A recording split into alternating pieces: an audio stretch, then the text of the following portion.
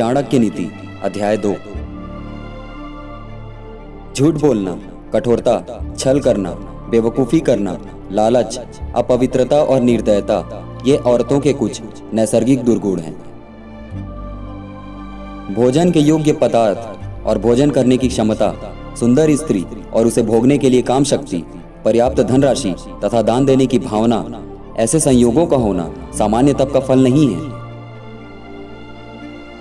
उस व्यक्ति ने धरती पर ही स्वर्ग को पा लिया जिसका पुत्र आज्ञाकारी है, जिसकी पत्नी उसकी इच्छा के अनुरूप व्यवहार करती है, जिसे अपने धन पर संतोष है। पुत्र वही है जो पिता का कहना मानता हो, पिता वही है जो पुत्रों का पालन पोषण करे, मित्र वही है जिस पर आप विश्वास कर सकते हो, और पत्नी वही है जिससे सुख प्राप्त हो। ऐसे लोगों से बचें जो आपके मुंह पर तो मीठी बातें करते हैं लेकिन आपके पीठ पीछे आपको बर्बाद करने की योजना बनाते हैं। ऐसा करने वाले तो उस विष के घड़े के समान हैं जिसकी ऊपरी सतह दूध से भरी है। एक बुरे मित्र पर तो कभी विश्वास न करें, एक अच्छे मित्र पर भी विश्वास न करें, क्योंकि यदि ऐसे लोग आपसे रुष्ट होते हैं तो आपके सभी राज से पर्दा खोल देंगे। मन में सोचे हुए कार्य को किसी के सामने प्रकट न करें, बल्कि मनन पूर्वक उसकी सुरक्षा करते हुए उसे कार्य में परिणत कर दें। मूर्खता दुखदाई है, जवानी भी दुखदाई है, लेकिन इन सब से कहीं ज्यादा दुखदाई किसी दूसरे के घर जाकर उसका एहसान लेना है। हर पर्वत पर माणिक्य नहीं होते, हर हाथी के सर पर मणि नहीं होता, सज्जन पुरुष भी हर जगह नहीं होते, और हर वन में चंदन के वृक्ष भी नहीं होते हैं। बुद्धिमान पिता को अपने पुत्रों को शुभ गुणों की सीख देनी चाहिए, क्योंकि नीतिज्ञ और ज्ञानी व्यक्तियों की ही कुल में पूजा होती है। जो माता व पिता अपने बच्चों को शिक्षा नहीं देते वो तो बच्चों के शत्रु के समान है, क्योंकि वे विद्याहीन बालक विद्वानों की सभा में वैसे ही तिरस्कृत किए जाते हैं जैसे हंसों की सभा में बगुले।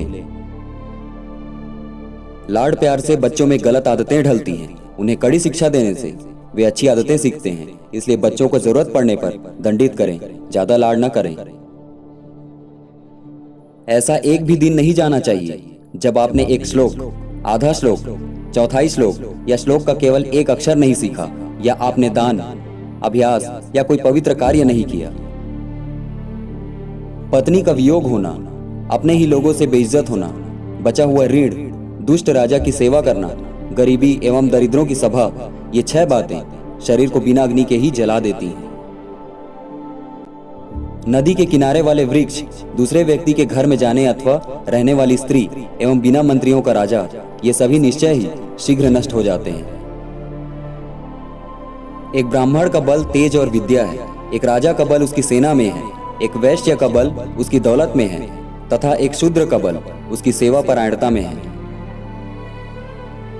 वैश्य को निर्धन व्यक्ति को त्याग देना चाहिए, प्रजा को पराजित राजा को त्याग देना चाहिए, पक्षियों को फल रहित वृक्ष त्याग देना चाहिए, एवं अतिथियों को भोजन करने के पश्चात मेजबान के घर से निकल जाना चाहिए। ब्राह्मण दक्षिणा मिलने के पश्चात अपने यजमानों को छोड़ देते हैं, विद्वान विद्या प्राप्ति के बाद गुरु को छोड़ जाते हैं, और पशु जले हुए वन को त्याग देते हैं। जो व्यक्ति दुराचारी, कुदृष्टि वाले एवं बुरे स्थान पर रहने वाले मनुष्य के साथ मित्रता करता है वह शीघ्र नष्ट हो जाता है। प्रेम और मित्रता बराबर वालों में अच्छी लगती है। राजा के यहाँ नौकरी करने वाले को ही सम्मान मिलता है। व्यवसायों में वाणिज्य सबसे अच्छा है एवं उत्तम गुणों वाली स्त्री अपने घर में सुरक्षित रहती है।